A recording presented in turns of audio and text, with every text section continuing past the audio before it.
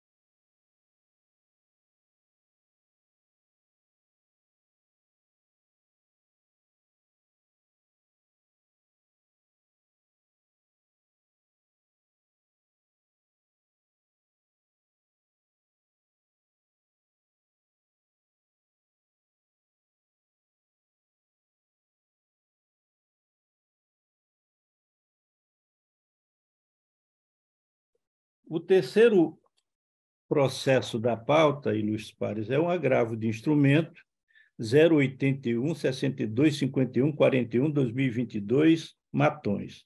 Agravantes: Maria das Dores de Lopes e José Ribamar Lopes, quase que eram meus parentes. Advogado José Mayron Barra dos Santos e outro. Advogado Lourenço Cadori. Advogado Felipe Campos Silva Magalhães. O relator, desembargador José Lopes Santos. Procuradora doutora Rita de Cássia Maia Batista, que deixou de opinar. A Aura tem sustentação oral? Sim. O doutor José Mário está presente aqui em favor do agravante, o doutor Felipe Magalhães em favor do agravado. Irei, então, proceder ao breve relatório. Tem um som aí que está incomodando. Tá bem. Cuida-se de agravo de instrumento interposto por Maria das Dores de Sá Lopes e José de Ribamar Lopes, em face de decisão exarada pela juíza de direito da Vara Única de Matões, Maranhão, que, nos autos de ação de manutenção de posse número 0865-89/2022, deferiu o pedido de tutela de urgência, formulado por Lourenço Cadori. E, em suas razões recursais, os agravantes alegam, em síntese, que a decisão impugnada se baseou em contrato de promessa firmado entre as partes, ou seja, em pacto não definitivo. Argumentam que o agravado nunca teve a posse direta sobre o bem em questão e que a transmissão do imóvel somente ocorreria após o integral pagamento do valor pactuado, o que não ocorreu. Ao final, requerem a concessão de efeito suspensivo, a fim de suspender o cumprimento da decisão agravada e, no mérito, pleiteiam o provimento do agravo para que a decisão recorrida seja reformada ante o preenchimento dos requisitos, o não preenchimento dos requisitos do artigo 561 do CPC. O pedido de efeito suspensivo foi diferido, não é deferido, é diferido. Em suas contrarrazões, pugnou pelo desprovimento do recurso e a Procuradoria não opinou quanto ao mérito do agravo. É o breve relatório. Com a palavra, o ilustre advogado, decline nome, OAB. Bom dia a todos e a todas. Bom dia. Perdão pelo atraso. Bom dia, desembargador Vicente. Bom dia, seja bem-vindo. Desembargador Tairone, bom dia, desembargador Vieira Filho. Bom dia, meu amigo Vicente. Seja bem-vindo. Grande abraço. Doutor José Desembargador Mairo. Vicente, nós estamos Doutor Danilo, como vai? Desembargador Vicente. E a secretária, bom dia. Bom dia.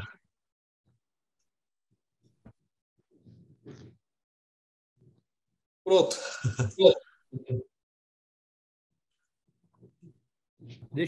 Só um minutinho aqui, desembargador. Deixa eu só trocar a pilha desse mouse aqui que falhou. Isso que eu não estou ouvindo, não. Não estou ouvindo. Desembargador Vicente, está escutando? Desembargador Vicente.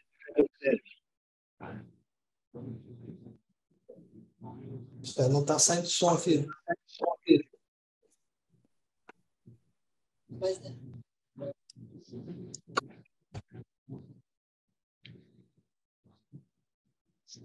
Seu Zé Roberto, vai chamando lá o pessoal. Desembargador Vicente, está escutando?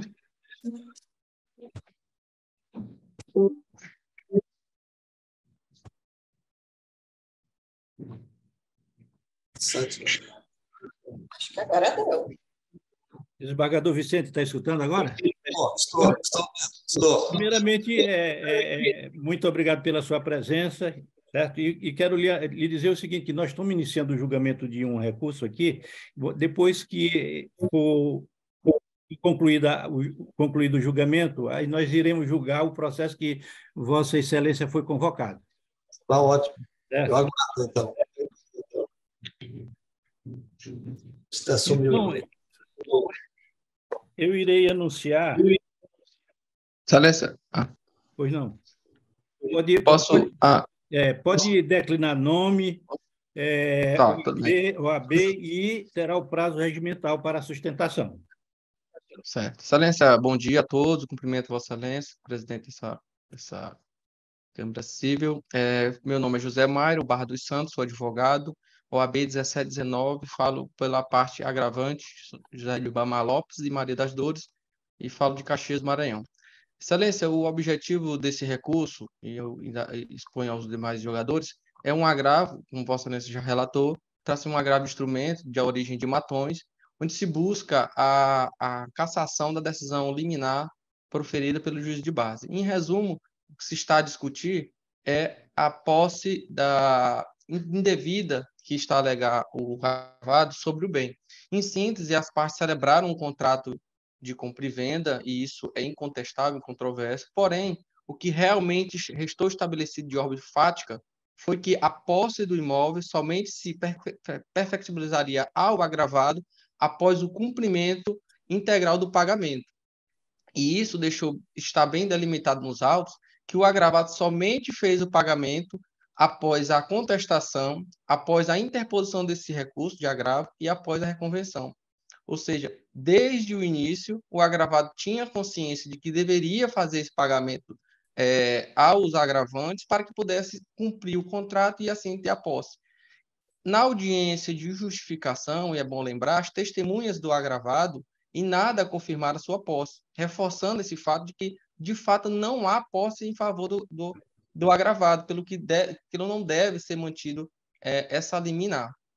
Há, no juízo de origem, essa discussão de resolução de contrato, porque, dada a inadimplência do agravado, os agravantes fizeram uma convenção e impugnaram pela resolução do contrato, pela nítida quebra de cumprimento. E isso é um fator preponderante para suspender, ao menos por hora, a posse do agravado. E esse detalhe é importante, Excelência, porque o agravado, conforme confessa dentro das suas contrarrazões e na inicial, ele está promovendo atualmente a derrubada de árvores, não consta nos autos em nenhum momento uma licença ambiental.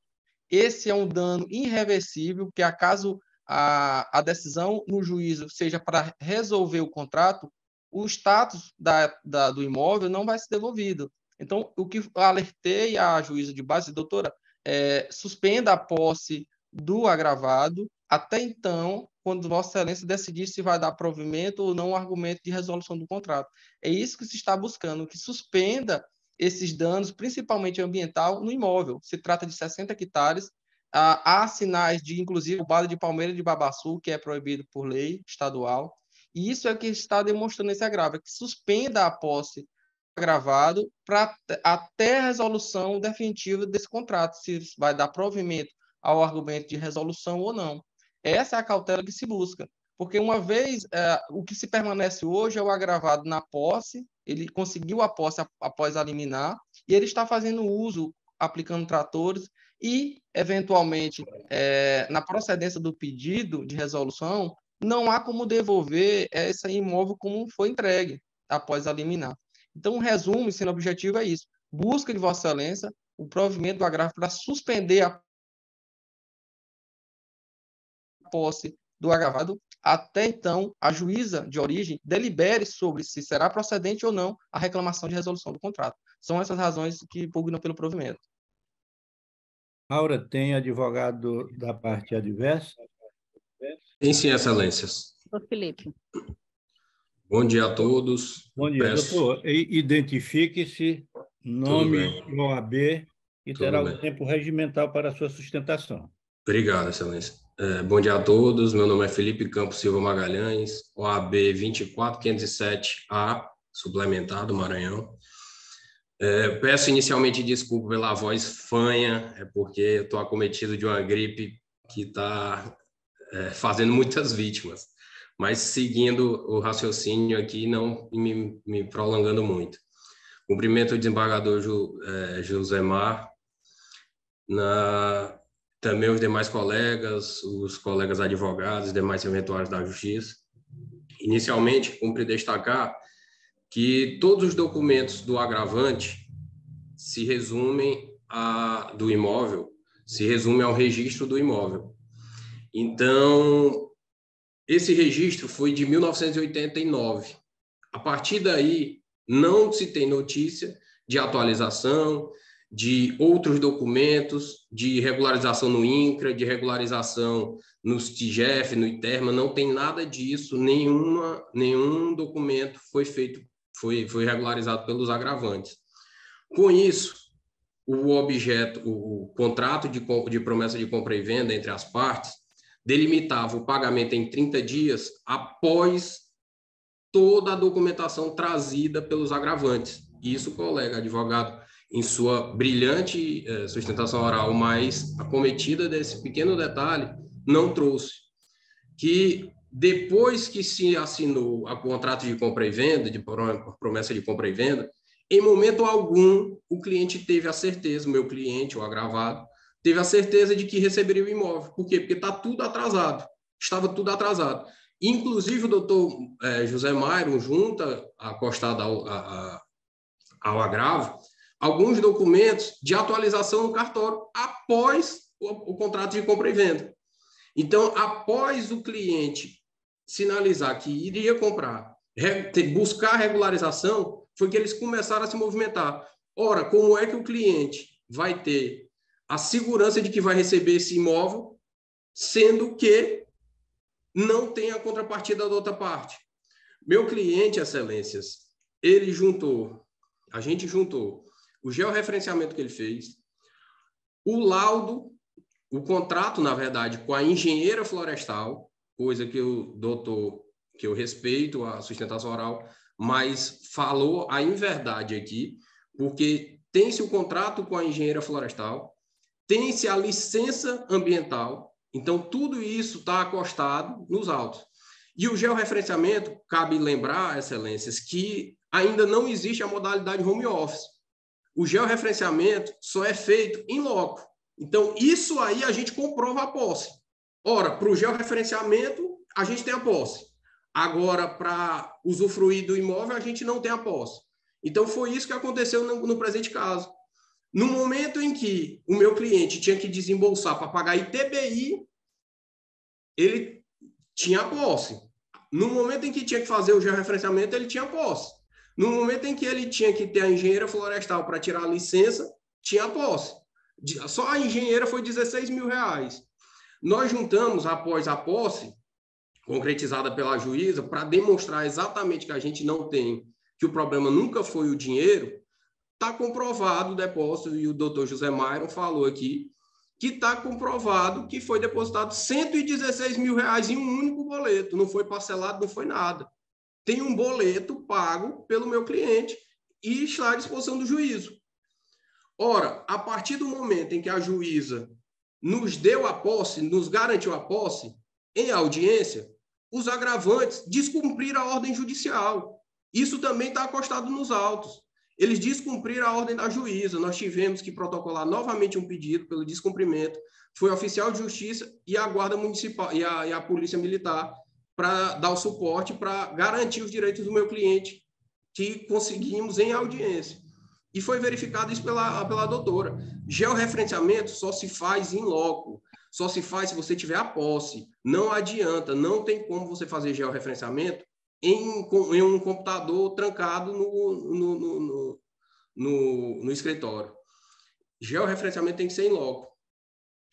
Além disso, excelências, o meu cliente, depois que a gente conseguiu a posse definitiva, através de eliminar na audiência de justificação, o meu cliente gerou empregos, está tendo gastos plantando, está tendo gastos com tratores, porque esse material, essa plantação, realmente os tratores vira e mexe tem problemas e muitas vezes tem despesas para estar efetuando.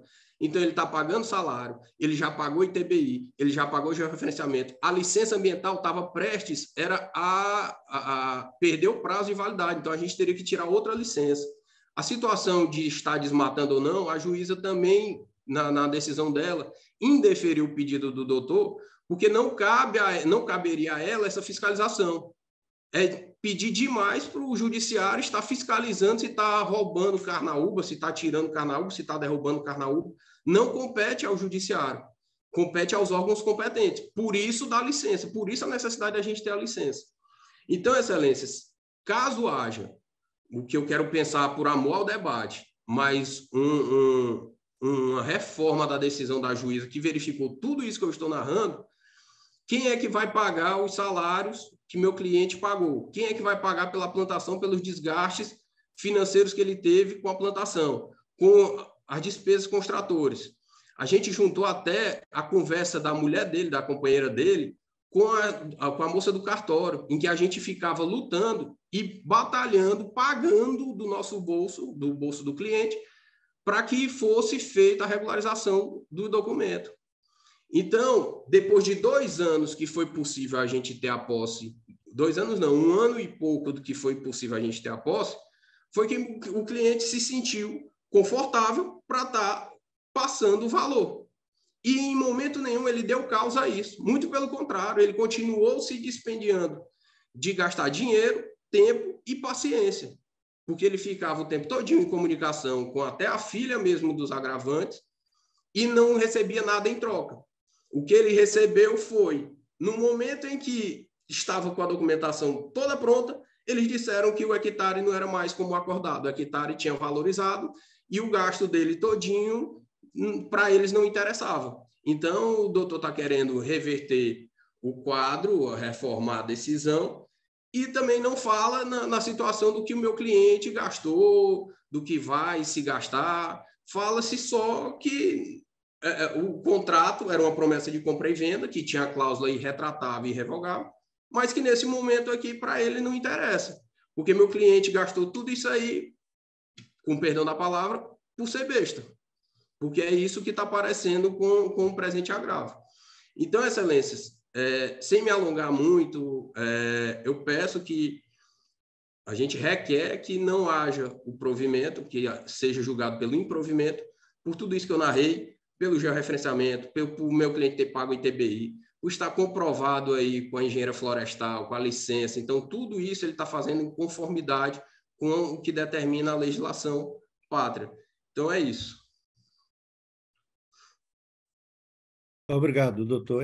Doutor Danilo, embora a Procuradoria não tenha opinado quanto ao mérito, Vossa Excelência tem algum esclarecimento a se manifestar? Sim, Excelência. Bom dia a todos mais uma vez. Doutor, a gente sabe que interdito proibitório é para afastar qualquer ameaça à posse, né? Se o agravado já está com a posse, e essa me parece inegável, porque ele fez já o referenciamento, está fazendo até obra no imóvel, é porque, de fato, ele já está empossado no imóvel. Ademais, pagou, segundo consta nos autos aí, o valor acordado. Eventual multa por atraso, juros, podem ser discutidos, mas não vejo como de bom alvitre reverter essa decisão do magistrado de base. Por isso, eu me manifesto pelo improvimento do agravo. Obrigado, doutor. E Luiz Pares, bem esclareceu o Ministério Público aqui, que aqui não se trata de questão de domínio, não está se discutindo domínio, nós estamos discutindo uma ação possessória, certo? Então, é dessa forma que eu irei apreciar e me manifestar sobre o recurso. Então, como já constou aí do relatório, se trata de agravo de instrumento em face de decisão exarada pela juíza de direito de Matões, nos autos de uma ação de manutenção de posse.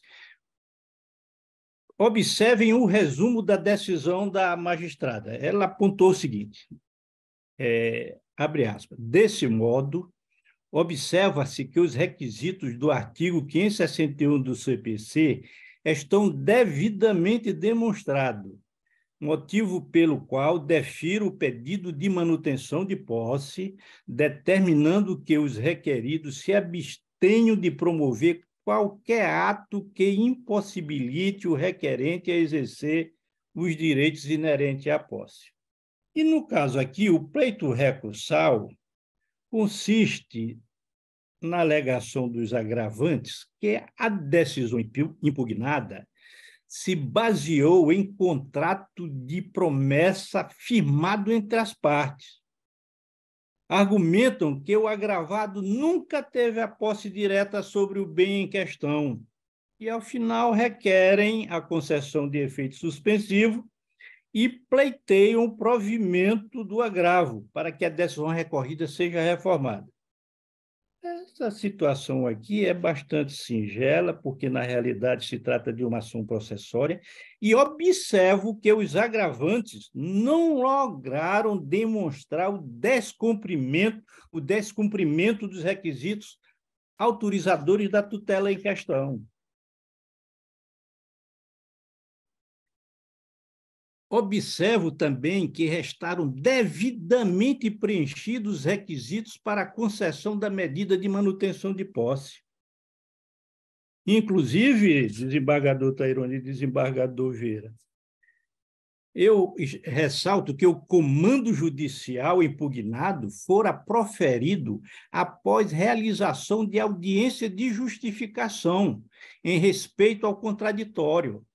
Na ocasião, foram ouvidas testemunhas que corroboraram com os argumentos para a manutenção de posse em favor do adquirente. E eu entendo que estão presentes os requisitos legais e a medida que se impõe é a manutenção da decisão agravada. Inclusive, no meu voto está alegado que o agravante já realizou o depósito judicial referente ao contrato. E a jurisprudência do STJ, também cito uma jurisprudência que diz o seguinte: a arguição de inadimplemento contratual por si só não é suficiente para autorizar a reintegração liminar na posse do imóvel, sendo imprescindível que o pedido de anulação do negócio jurídico seja apurado. Então, aqui, ilustres pares, eu estou conhecendo do recurso e negando a ele provimento. É como voto. Desembargador Tairone. Acompanhe, presidente. Desembargador Vieira. Acompanhe, presidente. Anunciando o julgamento, Aura, após a manifestação do Ministério Público manifestando pela manutenção da decisão antecipada, recurso julgado por unanimidade, conhecido e negado a ele provimento. Desembargador Tairone, nós vamos proceder ao julgamento do primeiro processo, que, neste caso, o desembargador Vicente foi convocado. Obrigado aos advogados. Irei anunciar o processo. Até logo, excelência. Bom trabalho. Agradeço. Obrigado. É o primeiro da pauta.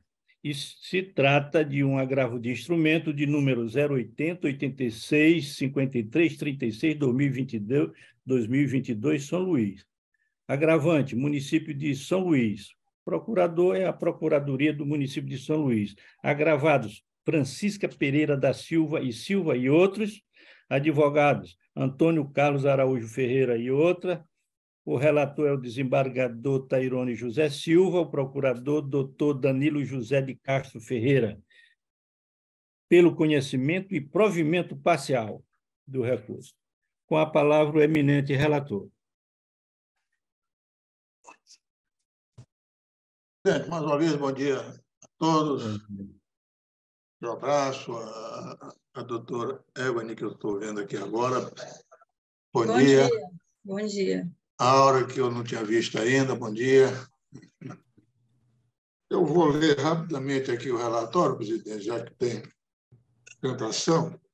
Assim, trata-se de agravo de instrumento com pedido de atribuição de efeito suspensivo, interposto pelo município de São Luís contra a decisão proferida pela juíza de direito da 6ª Vara da Fazenda Pública da capital, que nos autos da ação de cumprimento de sentença, número tal, ajuizada em seu desfavor pelas agravadas, determinou a implantação da gratificação prevista no artigo 66, parágrafo 2º da Lei nº 2.728/85, que estabelece o implemento de um salário mínimo nos vencimentos dos profissionais do magistério que possuírem mais de 24 anos de carreira. Agravante alega, em síntese, que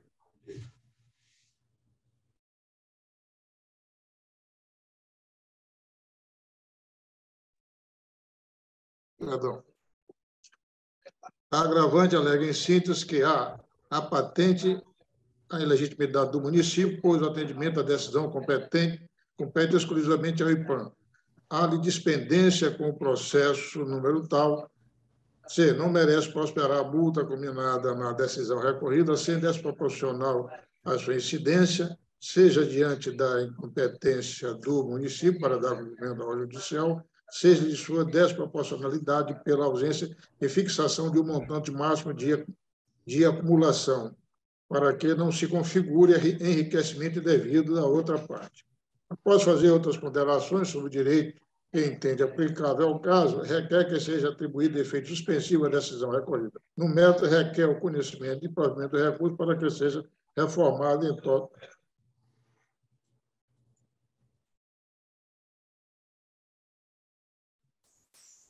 Para que seja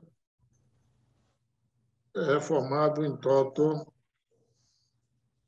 a decisão agravada, notadamente para desobrigar o ente municipal quanto às obrigações incertas no comando judicial quanto à implantação de gratificação. Só um minutinho.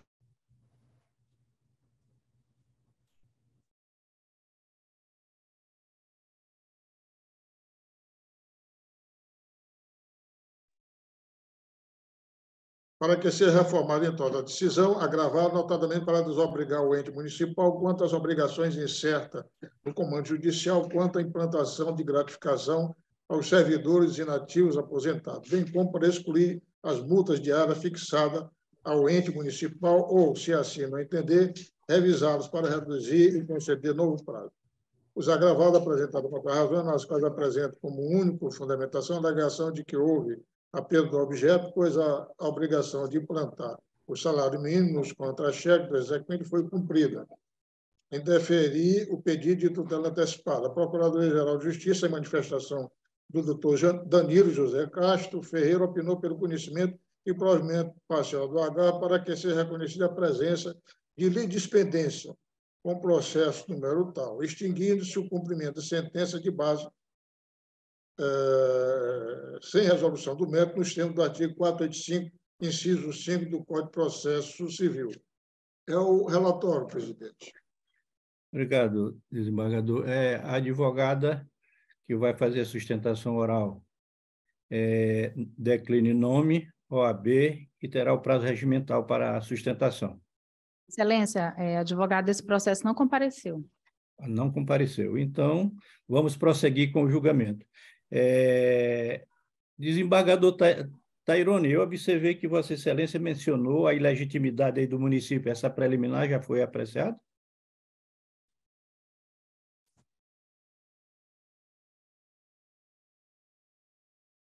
Sem áudio.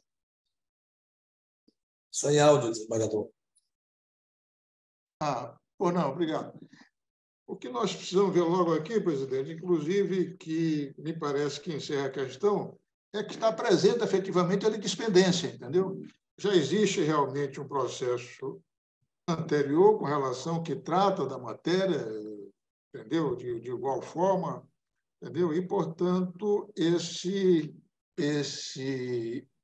processo aqui, ele há que ser tido como litispendente. Portanto, eu estou aqui votando de acordo com o parecer da Procuradoria-Geral de Justiça para dar provimento ao recurso para reconhecer a litispendência alegada pelo agravante e julgar extinto o processo número 08084-1089-2022.810.0001, sem resolução do mérito, nos termos do artigo 485, item 5 do Código de Processo Civil, né? Então, eu estou votando pela extinção do processo face à dispendência. Já existe realmente, dentro do processo,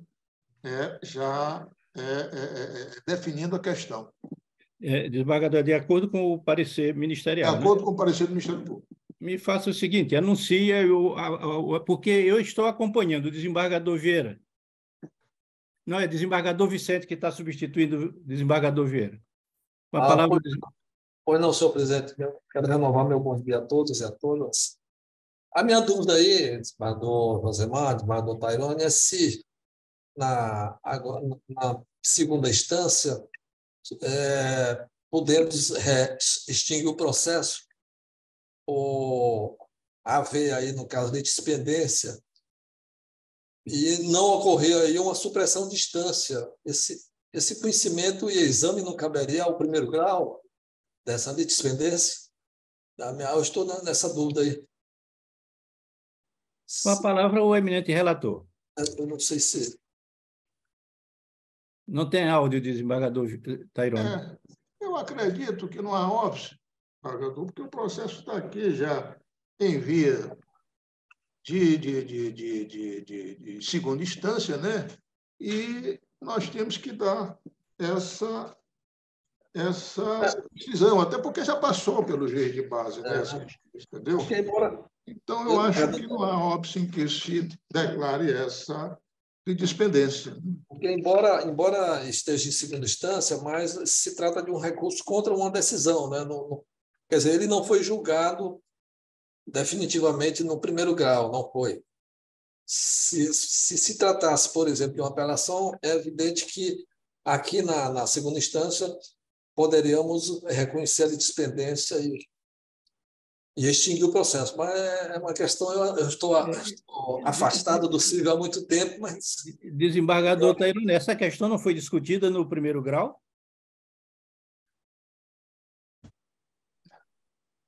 Não, porque a questão foi trazida, a matéria foi trazida aqui para o segundo grau.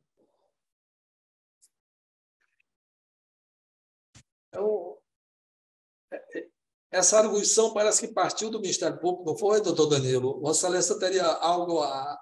Permita, desembargador Josemar. Não, com a palavra está facultada a Vossa Excelência. Se o doutor Danilo teria algo a acrescentar a essa discussão para... Não, Excelência, o município alegou, inclusive, em primeiro grau. Agora, como é uma questão impeditiva de análise de mérito, né, uma questão de ordem pública, ela pode ser alegada e suscitada e decidida em qualquer grau ou fase do processo. Realmente há uma litispendência aí clara. Entendeu? Bom, então eu não tenho dúvida em acompanhar o desembargador Tairone. Pela litispendência, né? A princípio, desembargador Vicente, eu também tinha essa ligeira dúvida, mas acho que isso não vai conduzir a nada, porque até o desembargador relator analisou essa questão. Então, eu acompanho também o voto ora proferido. Anuncie, desembargador Tairone, aí para a secretária o resultado dessa votação. Bueno, então, nos termos do voto do relator, por unanimidade e em conformidade com o parecer do Ministério Público, foi declarada a litispendência em relação ao processo número 08.0489/2022.8.10.0001, pelo que fica julgado extinto nos termos do artigo 485, item 5 do Código de Processo Civil. Obrigado. Desembargador Vicente, muito obrigado pela presença de Vossa Excelência, que sempre abrilhanta onde chega, né?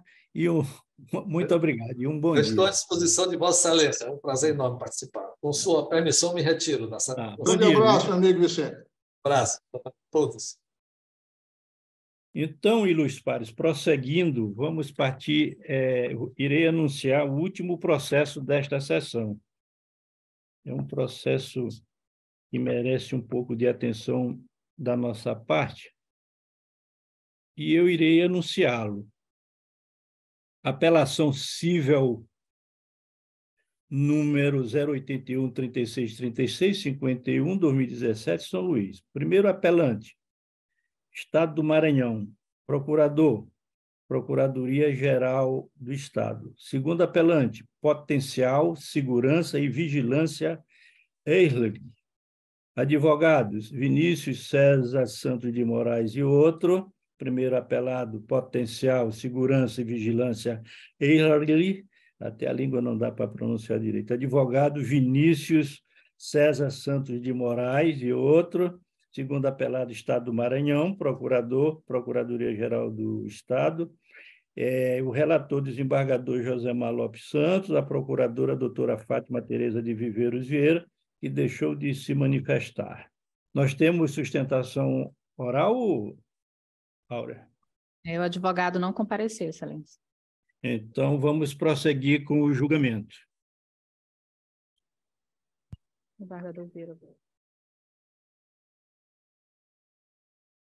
Desembargador Vieira presente, desembargador Tairone, havendo o número legal, vamos prosseguir com o julgamento deste caso aqui, e Luiz Pares.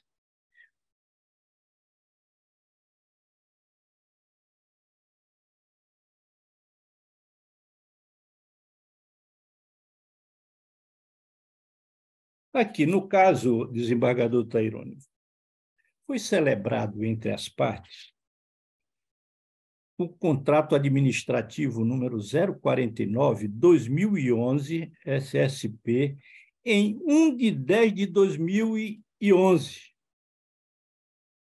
para execução indireta de serviços de vigilância patrimonial armada com fornecimento de mão de obra profissional e equipamentos necessários junto à Secretaria de Segurança Pública do Estado do Maranhão, no valor de R$ 2.094.990.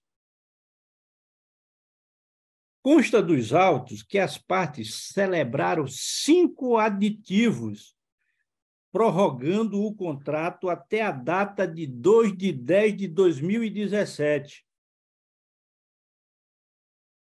Foram feitos vários apostilamentos de reajuste do valor do contrato, como, por exemplo, do período de 1/5/2013 a 3/4/2014, o valor do contrato ficou em R$ 3.211.079,04. De maio de 2014 a abril de 2015, esse valor foi para R$ 5.029.579,92. E de fevereiro de 2015 a janeiro de 2016, ficou no importe de R$ 5.414.056,56. E, por fim, em fevereiro de 2016 a janeiro de 2017, esse valor ficou em R$ 5.923.272,96. Então, aqui no caso, a segunda recorrente pretende receber o valor da diferença decorrente dos reajustes pactuados no importe de R$ 3.354.406,80. 3 milhões e essa fração. Pois, segundo alega, em que pese haver o pacto de reajustamento, estes não foram adimplidos pela administração pública estadual. E, Luiz Pares, eu entendo que o valor deve ser adimplido pelo primeiro apelante, haja vista que os apostilamentos foram feitos de forma legal, com base na boa-fé das partes e com o fito de não gerar enriquecimento ilícito da administração pública. Cumpre frisar que, durante a tramitação dos processos administrativos de números 65.041/2016, 84.384/2015, 97.277/2015, 97.282/2015, 135.519/2014 e 143.031/2014, a própria administração pública mostra-se favorável ao pagamento dos valores de repactuação que não foram pagos. Dessa forma, estando comprovada a prestação do serviço, como foi o caso, bem como o reajuste do contrato por meio de apostilamento, é dever do ente público proceder ao pagamento dos serviços prestados. Além disso, o Estado do Maranhão não comprovou os fatos extintivos, impeditivos ou modificativos do direito da segunda apelante. Portanto, demonstrada a execução do serviço e o reajuste do contrato firmado entre as partes, deve ser mantida a sentença condenatória. Além disso, a segunda agravante, aliás, segunda apelante, que no caso é a potencial, ela requer que seja também o Estado do Maranhão condenado ao pagamento de danos morais. E nós sabemos aqui, desembargador Vieira, que a pessoa jurídica ela pode sofrer dano moral quando a honra objetiva for atingida. Ocorre que, no caso, não houve comprovação de que o inadimplemento contratual ensejou abalo à honra objetiva da segunda recorrente, pois em que pese ter alegado a contratação de empréstimo para cumprir com suas obrigações trabalhistas, não fez qualquer prova do ocorrido e sequer comprovou que a contratação de tais empréstimos abalou a sua credibilidade no tráfico comercial. Certo? Eu aqui também estou mantendo a sentença em todos os seus termos. Eu conheço dos apelos, nego a eles provimento, mantendo a sentença por seus próprios, doutos e jurídicos fundamentos. É como voto, desembargador Tairone. Com a palavra. Acompanhe, Vossa Excelência. Desembargador Vieira. Acompanhe, presidente. Anunciando o julgamento. Ausente interesse ministerial aqui no caso, por unanimidade, apelos conhecidos e negado a eles provimentos, nos termos do voto do relator. Ilus pares, chegamos ao fim da nossa sessão. Não, presidente, ainda tem mais um. Mais um. É o meu. Tenho. Toda vez é porque fica no verso da pauta, desembargador. Desculpe aí. É o quinto da pauta. Eu estava contando só com a folha anterior e não observei o último processo, que é o quinto. Eu vou anunciá-lo. Apelação civil 080171113/2019, São José de Ribamar. Apelante, Banco Pan S.A., advogado Feliciano Lira Moura, apelado Francisco Nascimento Aguiar, advogado Evane Carneiro Soares, relator desembargador Antônio José Vieira Filho, procuradora doutora Maria dos Remédios Figueiredo Serra, que deixou de se manifestar. Com a palavra, o eminente relator. Mas eu indago se tem sustentação oral, Aura. Sim, a doutora Thais, em favor do Banco Pan, e a doutora Evane, em favor do apelado, Francisco. Desembargador Vieira, com a palavra. Trata-se de apelação civil interposta pelo Banco Pan S.A. contra a sentença exarada pelo juiz de direito da primeira vara civil do termo judiciário de São Luís, de São José de Ribamar, na ação declaratória de nulidade contratual e repetição de débitos e danos morais, ajuizada por Francisco Nascimento Aguiar, ora apelado, contra a ora apelante, no qual restou julgado procedente, declarando a nulidade do negócio jurídico, celebrado entre as partes e ainda convertê-lo em empréstimos consignados, e a condenar o réu à devolução simples do autor dos valores que foram descontados a partir da 37ª parcela, e a devolução de seguro na quantia de R$ 486, com juros e correção, ainda condenando o réu ao pagamento da indenização por danos morais no valor de R$ 5.000, com juros e correção, sem falar também na condenação do pagamento de custas de honorário de 20% do valor da condenação. O referido autor ajuizou a mencionada ação contra o réu sob a alegação de que, no ano de 2015, em dezembro, fez uma contratação de crédito no valor de R$ 3.599,10, através do seu cartão de crédito com duração de 3 anos. Restou ainda, na sua inicial, que, na referida ocasião, Foi liberado o crédito, mas não houve a contratação de nenhum seguro por parte do autor. E ponderou, na sequência, que em dezembro de 2018 percebeu que os descontos vinham no seu contra-cheque, mesmo completando-se pelo prazo de 3 anos. Assim analisou a sua fatura, um conhecimento seu que constatou que o seguro que não havia sido contratado pelo autor. Dessa forma, o mesmo ligou para o canal de atendimento do cliente, tendo falado com a atendente Vitória, para saber o motivo do que o seguro existia no valor de R$ 13,50. A oportunidade que requeriu seu cancelamento, mas não foi atendido. Relatou logo após que, por conta dessa inserção indevida do seguro por parte do banco, e somando-se a quantia que vinha no cartão das tarifas, o valor total era superior ao valor do desconto em folha, impossibilitando a amortização do empréstimo e aumentando a dívida. Assinala o banco recorrente nas vazações recursais a legitimidade da referida contratação, como se vê no contrato anexo à sua contestação, e que, dessa forma, é inconteste que o recorrido contratou o empréstimo na modalidade de cartão de crédito, tendo conhecimento prévio das condições contratuais.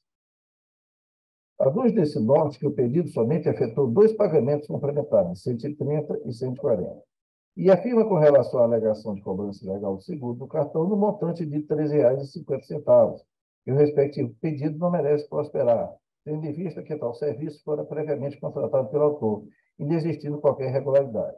Alega dessa forma que não há que se falar em danos materiais ou moral. Pleiteia, ao fim, o provimento do seu apelo com a reforma da sentença combatida para o julgamento procedente referida à ação. As contestações de recorrido almejando negativa do provimento. A Procuradoria-Geral de Justiça manifestou-se pela ausência de interesse ministerial. É relatório, presidente.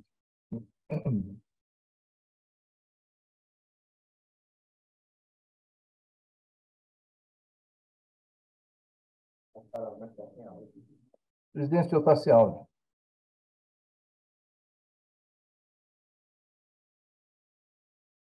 Sim, pois não. Obrigado, desembargador. Com a palavra, a advogada do apelante, que terá o prazo regimental, identifique-se citando o OAB e nome completo. Bom dia, meu nome é Thaís Fernandes Antunes, OABDF 41849.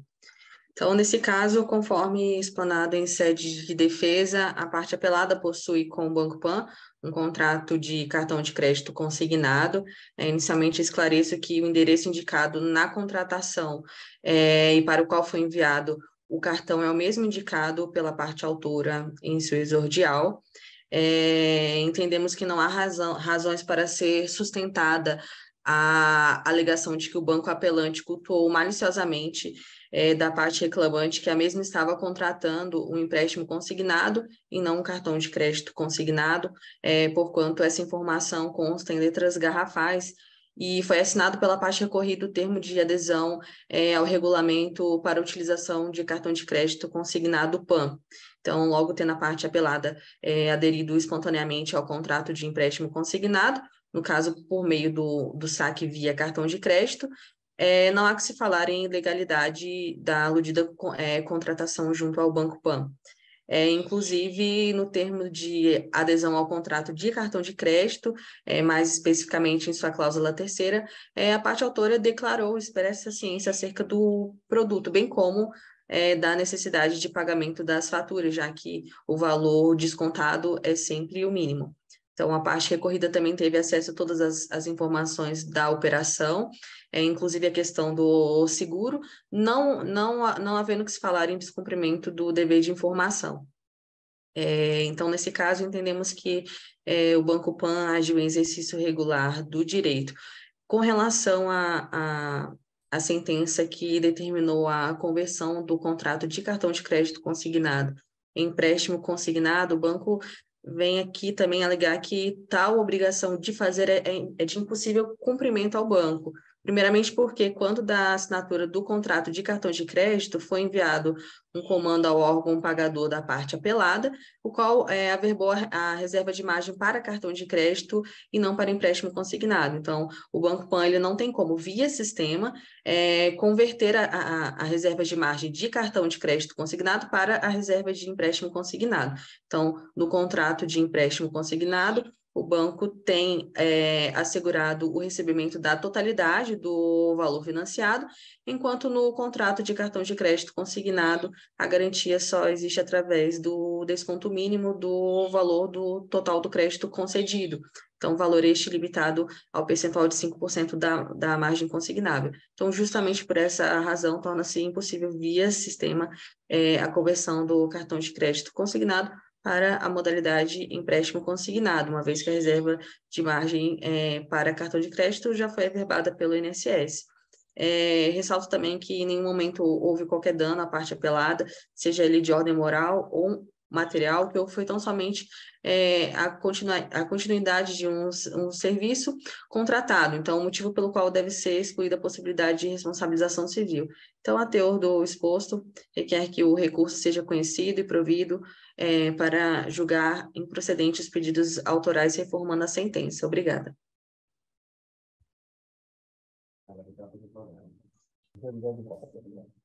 Advogado do apelado se encontra presente? Sim. Bom dia. Bom dia a todos. Com a palavra, doutora, nome, OAB e terá o prazo regimental para a sua sustentação. Evane Carneiro Soares, OAB Maranhão, 14.159. Cumprimento a todos. E o processo, trata-se de uma apelação, oriunda aí da comarca de São José de Ribamar, sendo o processo originário uma ação de danos materiais acumulados com danos morais.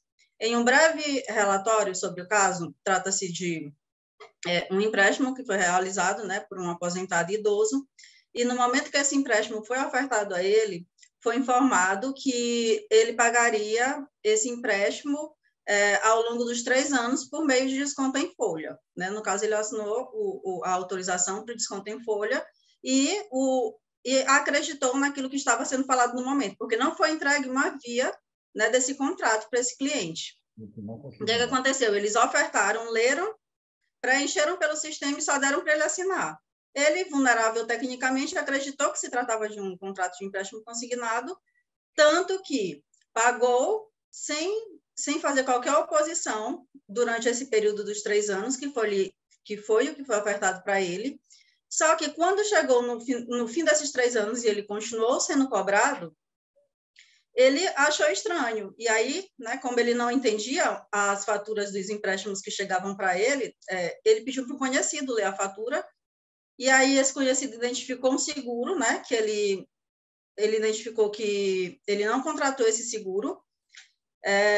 Aí ele entrou em contato com a central da apelante para ver o que estava acontecendo, porque ele não contratou um seguro, estava sendo cobrado aí um seguro de janeiro de 2016 a dezembro de 2018, e o porquê que as cobranças do empréstimo continuavam se o prazo de 3 anos já havia expirado.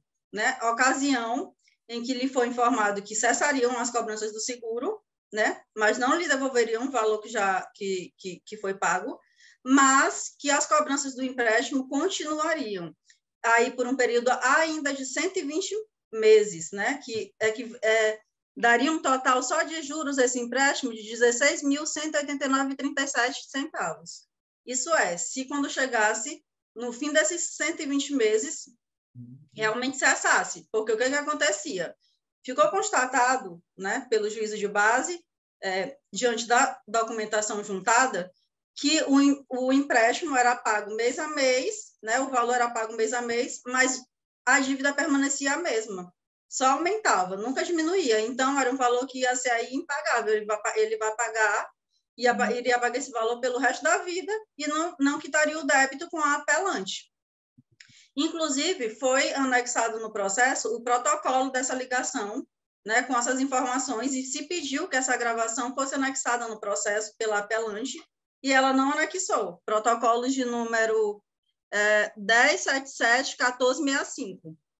Então, o consumidor vulnerável, ele juntou no processo tudo aquilo que ele poderia ter à sua disposição para provar seu direito. Ele juntou os comprovantes de pagamento que realizou durante todos esses anos, né, durante os 3 anos aí.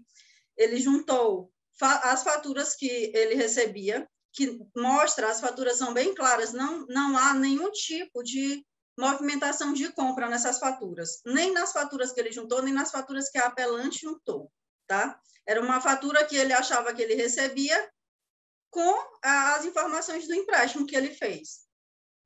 Aí ele juntou o número do protocolo, pedindo que a gravação fosse anexada, porque nessa gravação ele iria mostrar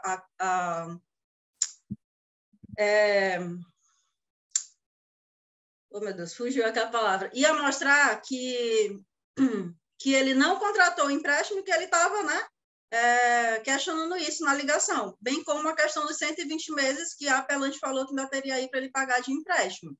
E também foi juntado pela apelante, no caso, o contrato, só que aí o apelado acabou utilizando esse contrato também a seu favor, porque nesse contrato fica bem claro que não foi contratado nenhum tipo de seguro.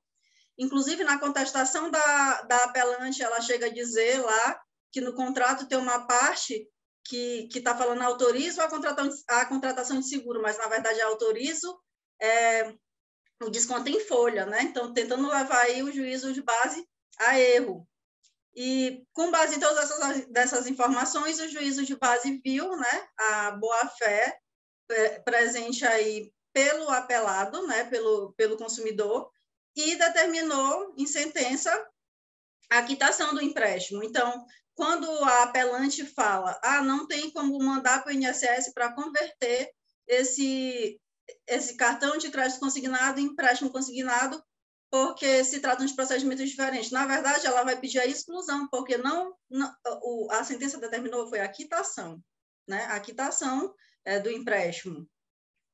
E ficou bem claro no processo que houve falha na prestação de serviços da apelante, houve práticas abusivas, né? Aí no artigo 39, inciso 3º, 5º e 6º, houve violação de princípios aí da transparência, da boa-fé, de informação, e então, com base nisso, nós pedimos, né, que seja mantida a decisão do juízo de base, porque ficou bem claro que esse empréstimo, por mais que o consumidor pagasse, ele se tornaria impagável. Nunca ele ia conseguir pagar esse empréstimo, porque o valor dele nunca reduzia.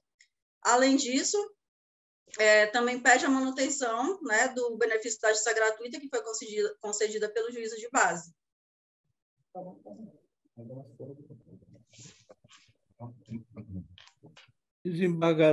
Doutor Danilo, embora o Ministério Público não tenha se manifestado sobre o mérito, Vossa Excelência tem alguma manifestação a fazer neste ato?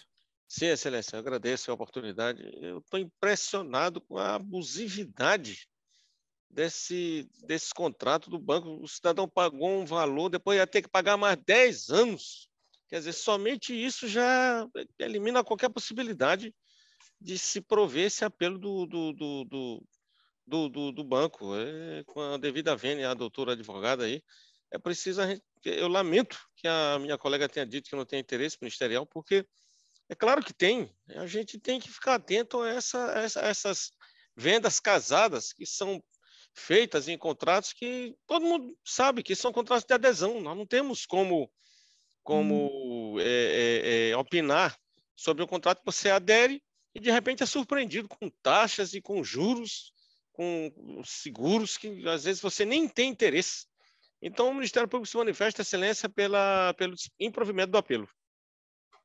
Obrigado, doutor Danilo, e retorno a palavra ao desembargador Vieira.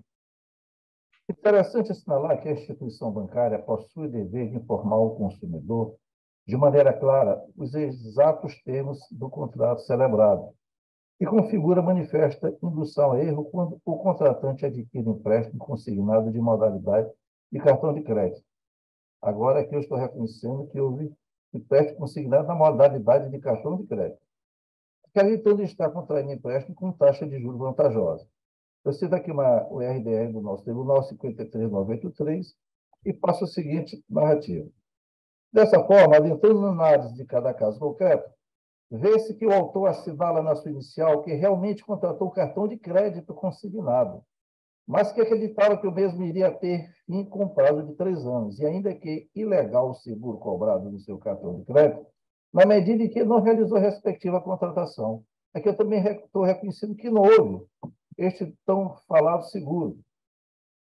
A esse respeito, observa-se que o banco réu, quando de sua contestação, fez as juntadas aos autos do contrato celebrado entre as partes, com claramente o registro logo do seu topo de que se trata de cartão de crédito consignado PAN, que no seu conteúdo não prevê prazo para o seu encerramento, até porque isso não é de natureza daquele, considerando a possibilidade de sua utilização e, assim, a postergação de sua finalização.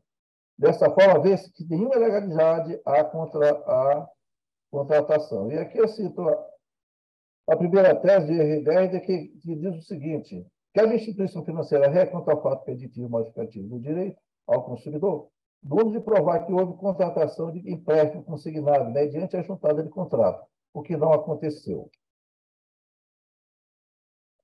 Assim, deve reconhecer que os documentos efetuados se referem nítida e claramente ao exercício legal do direito do banco réu em cobrar dívida que fora contraída livremente por parte do autor, o que desconstitui qualquer direito de indenização, seja de ordem material ou moral. E aqui eu cito uma decisão da terceira Câmara do desembargador José Barros, onde diz o seguinte: deve ser mantida a decisão agravada quando o agravo interno não traz em nenhuma das razões qualquer argumento capaz de modificar o entendimento já firmado. Eu cito outra decisão aqui também, no mesmo sentido, da terceira Câmara.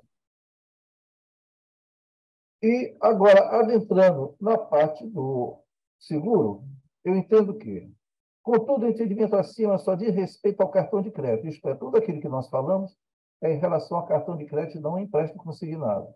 Então, estou aqui mantendo firme meu entendimento de que houve a contratação, houve o contrato, houve o empréstimo vinculado ao cartão de crédito.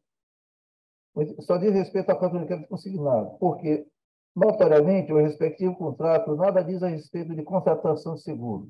Eu entendo que não houve contrato de seguro. Por sua vez, deve ser considerado ilegal em face de ausência de prova do réu da respectiva avença.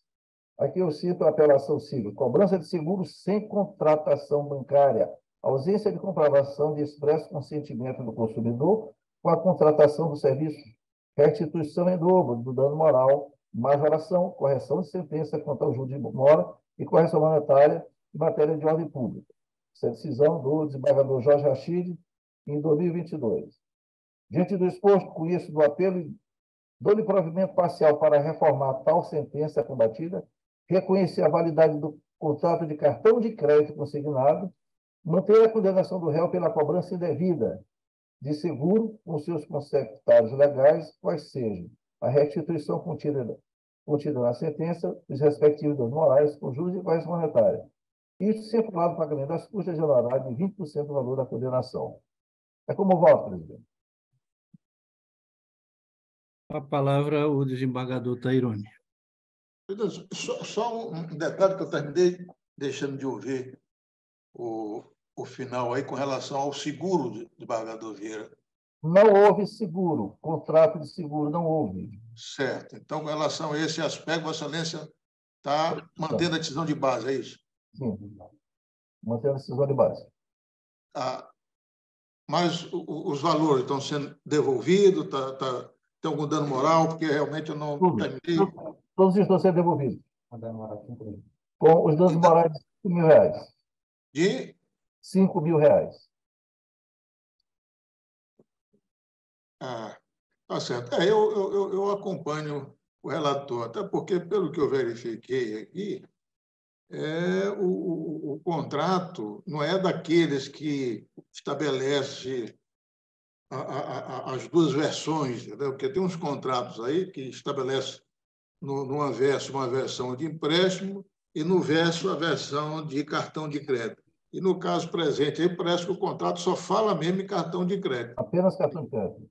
Exato. Então, eu estou de acordo com o relator e estou de acordo também, porque realmente o seguro pareceu aí um contrato casado, não ficou bem claro se a parte contratou ou não, né?